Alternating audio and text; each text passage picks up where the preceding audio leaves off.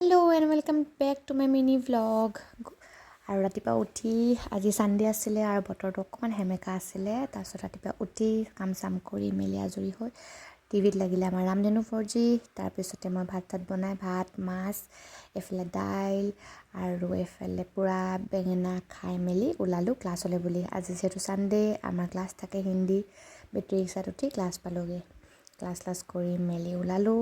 Class আমাৰ বেজবৰুৱা হাই secondary স্কুলত হয় টাউনত। তাৰপিছতে ক্লাছৰ পৰা ওলাই আমি বেটেৰী এখনত বহি আকৌ গ'লোঁ অলপ ওলাই মানে ফুৰিবলৈ। তাৰপিছতে টাউনৰ মাজে মাজে এনেকৈ গৈ আমি পালোঁগৈ শিৱদৌল, যোনটো বৰপুখুৰী পাৰত আছে। তালেই যাওঁ আৰুনো ক'লৈ যাম। তাৰপিছতে তাত আজি বহুত মানুহ, যিটো দেওবাৰ, আৰু এইবিলাক চক ইমান ধুনীয়াকৈ ডালিয়া ফুল ফুলি আছে, দেখি মনটো ভাল লাগি গৈছে। তাৰপিছত দৌলতে অকণমান থাকিলোঁ, এয়া পাৰজাক চাই ভাল লাগে।